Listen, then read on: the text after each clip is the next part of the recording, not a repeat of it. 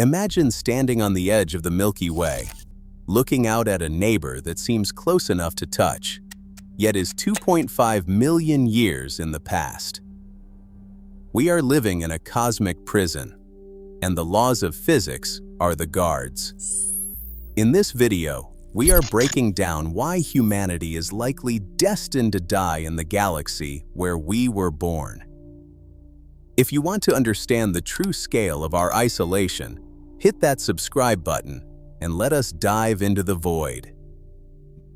No machine built by humans has ever come close to breaking free from the boundaries of our own solar system, let alone crossing the abyss between galaxies.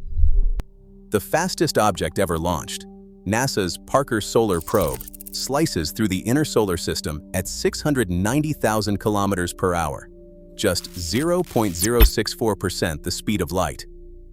Even this record-shattering velocity is a crawl on the cosmic scale. Voyager 1, the farthest human artifact, drifts at 61,000 kilometers per hour, while New Horizons, after its sprint past Pluto, now coasts at 58,000 kilometers per hour. These are the crown jewels of our technological ambition, each one a silent messenger carrying the hopes of a species that has always dreamed of more. Yet, when set against the true scale of the universe, their speed becomes almost meaningless. Light takes 2.54 million years to reach Andromeda from Earth. At Parker's top speed, a journey to our neighboring galaxy would last nearly 4 billion years, almost the entire lifespan of our planet. Voyager 1 would need 44 billion years, a span that exceeds the future of the Sun itself. Even New Horizons, racing away from the fading light of the Sun, would take 47 billion years to cross the void. These numbers are not just large, they are sentences handed down by the laws of physics, a reminder that the universe is not built for our crossing. Each probe, no matter how fast, is shackled by the same cosmic guards that keep us home. The gulf is not measured in kilometers or years, but in eras, extinctions, and the rise and fall of worlds.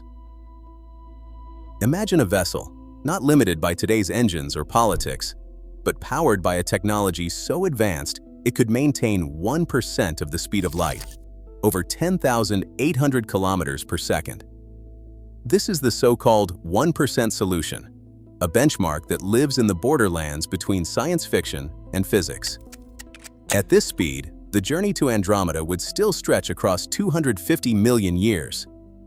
That's not just a long voyage. It is a span that dwarfs the entire age of the dinosaurs, from their first uncertain steps to their final extinction. If a ghost ship had set out when the first dinosaurs hatched, it would only now be arriving at the edge of Andromeda's halo. The numbers defy intuition. Even at 1/100th of the speed of light, with every atom of the ship straining against the void, the traveler becomes a message in a bottle cast into a cosmic ocean. Empires would rise and fall, continents would shift, and the very shape of the Milky Way would change before the journey ended. The traveler's home would become an ancient myth, lost to memory long before the ship left the halfway mark. This is not just a question of patience or persistence. The universe itself becomes a kind of prison, its distances enforced by the speed of light and the relentless ticking of time. The traveler, moving faster than any human artifact ever built, would still be little more than a ghost, untethered from any civilization that could remember their name. The 1% solution is no solution at all. It is a reminder that, on these scales, speed becomes almost meaningless, and even our boldest dreams dissolve into the slow drift of geological ages. At a crawl through interstellar space, the emptiness feels absolute. But at 10% of the speed of light, the void turns deadly. The universe is not empty. It is a minefield. Each cubic meter hides a handful of dust grains, microscopic, silent, and indifferent. A single speck no larger than a pollen grain becomes a weapon at these speeds. The math is merciless. A dust grain just 1 micron across, striking a hull at 10% of the speed of light, unleashes nearly 1 billion joules of energy. That is the punch of a half-ton bomb, focused into a pinpoint. There is no warning, no time to react. The grain and a patch of the ship's armor vaporize in an instant. Multiply this by millions. Over millions of light years, every square meter of a ship's front will be peppered by a steady hail of these invisible projectiles. Even a single impact at these energies can breach hulls, destroy electronics, or ignite catastrophic fires. Traditional shielding, the kind that protects satellites from orbital debris, stands no chance. To survive, a vessel would need a wall of armor meters thick, heavy enough to anchor a skyscraper, making the ship too massive to move. Every increase in speed multiplies the threat, turning the dream of crossing the stars into a slow-motion gauntlet, where the universe itself becomes the executioner. No matter how clever our engines or how determined the traveler, there is a wall built into the universe itself. Special relativity draws this boundary with mathematical precision. As speed approaches the speed of light, the rules change. The gamma factor, written as gamma equals 1 over the square root of 1 minus beta squared, measures how time, length, and energy twist with velocity. Here, beta is the ship's speed divided by the speed of light. At everyday speeds, gamma is so close to 1 that its effects vanish. But as velocity climbs, gamma grows. At half the speed of light, gamma is about 1.15. At 90%, it is 2.29. But as beta nears 1, the denominator shrinks toward 0, and gamma explodes toward infinity. This is not a technicality. The kinetic energy required to push even a single gram faster and faster rises without limit. To reach the speed of light, the energy cost becomes infinite. Not the energy of a rocket or a planet or even a star, but more than the energy in the entire universe. The laws of physics become the jailers. No amount of ingenuity, no breakthrough in engineering can bribe or bargain with this reality. The speed of light is not a suggestion. It is an absolute, written into the structure of space and time. Every dream of crossing the void is forced to reckon with this hard, immutable law. Every dream of crossing between galaxies runs aground on a mathematical reef, the exponential rocket trap.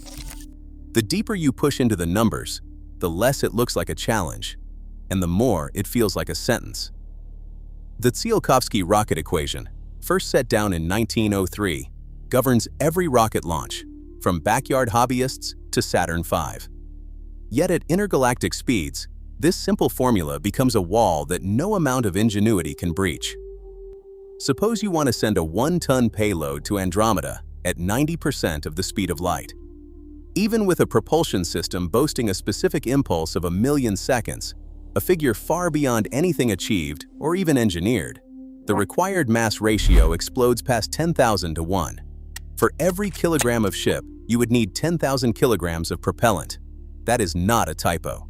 It means 99.99% of your vessel must be fuel, leaving a lonely, fragile sliver for the payload itself.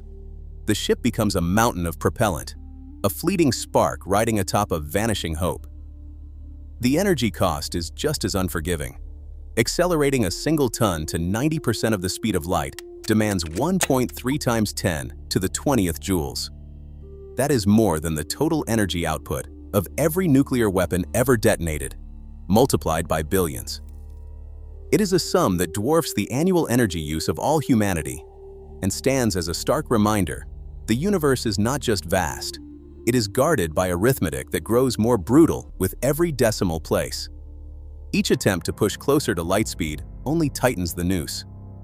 The dream of reaching another galaxy does not merely fade, it collapses under the weight of its own impossible math. Picture a single traveler, alone in the dark, sealed inside a ship that slips between galaxies. For this ghost traveler, time itself becomes unrecognizable. At 90% of the speed of light, the clocks on board slow down, ticking at less than half the rate of those left behind. A journey that feels like 28 years for the traveler stretches into 2.5 million years on Earth. Civilizations would rise and vanish. Languages would be born and forgotten. The continents themselves would drift and break apart. The traveler's home, the world that launched them, would become a rumor, then a silence, then dust. Even at these impossible speeds, the universe offers no mercy. The traveler would arrive at Andromeda as a stranger to everything they once knew. No message could reach back across the gulf of time. No one would remember the launch or the hope that sent them out. The traveler becomes a ghost in every sense, a survivor not just of distance, but of time itself. The tragedy is not in the journey's length, but in its cost. To reach the next galaxy is to lose all connection to home, to become untethered from every story, every memory, every civilization that ever mattered. Radiation. In deep space is not a distant threat. It is a daily assault. Outside the shield of Earth's magnetic field, cosmic rays tear through flesh and bone, slicing DNA with every passing second. The numbers are not abstract. A human body exposed to interstellar space would absorb about 1 sievert of radiation each year, a dose high enough to double the cancer risk in just 12 months. Over decades, DNA is shredded, cell by cell, until the machinery of life itself begins to fail. No amount of shielding ever devised for Mars missions or the International Space Station could withstand centuries, let alone millions of years, in this invisible storm. Microgravity adds a second, quieter threat. In weightlessness, bones leach calcium until they become brittle as glass, and muscles wither no matter how hard the traveler fights. On the International Space Station, astronauts lose up to 1.5% of their bone mass each month. Over generations, the body's architecture collapses. Hearts weaken, immune systems falter, and the brain's wiring begins to unravel. Even the blood forgets how to flow. The longer the journey, the more the traveler's body becomes a relic of a world left behind, fragile, eroded, and unfit for any home, whether Earth or Andromeda. The cosmic prison is not only made of distance and time, but of biology itself, locking the traveler in a body that cannot survive the voyage. Every map of the universe is out of date the moment it is drawn. Space is not static. It stretches, swells, and carries galaxies along with it. In 1929, Edwin Hubble measured the faint retreat of distant galaxies and found a simple rule: the farther away a galaxy lies, the faster it recedes. This relationship, V equals Hubble's constant times distance, means that cosmic distances are not just vast, they are growing, relentlessly.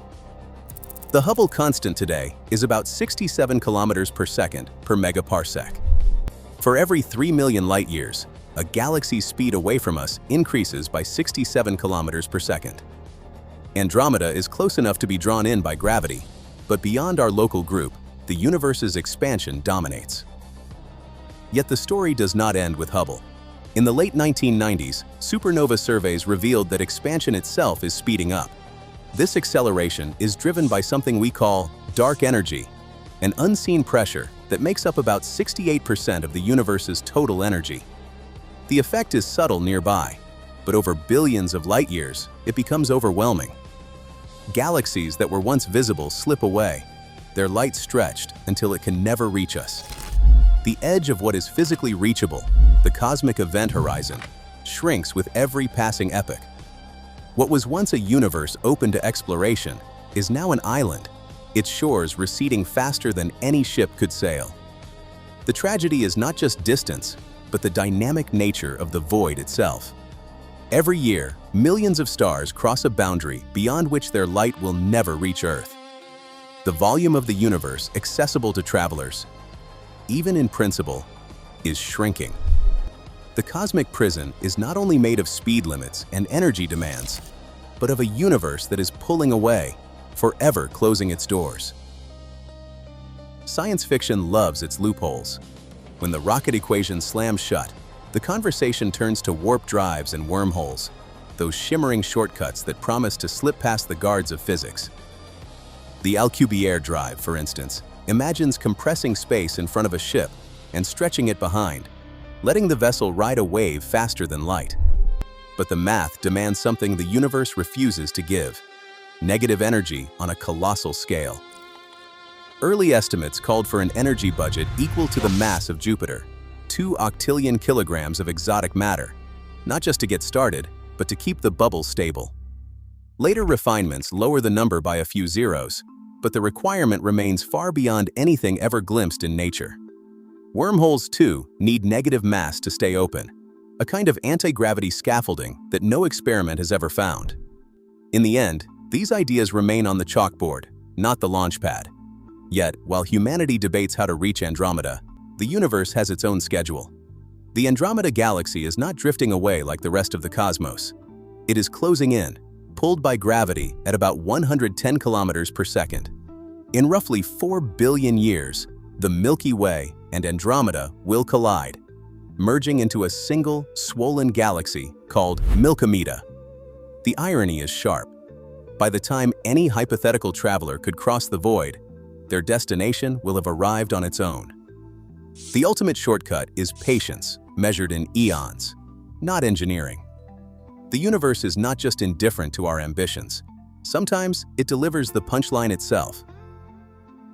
Measured in the lifespans of civilizations, the gulf to Andromeda is not a journey. It is a sentence. The laws of physics are absolute, and even at light speed, we would arrive long after Homo habilis and the dinosaurs are but ancient echoes. Yet, within our cosmic cell, the Milky Way offers 100 billion stars, enough for wonder, for awe, for meaning. Sometimes, the greatest mystery is learning to cherish the walls themselves.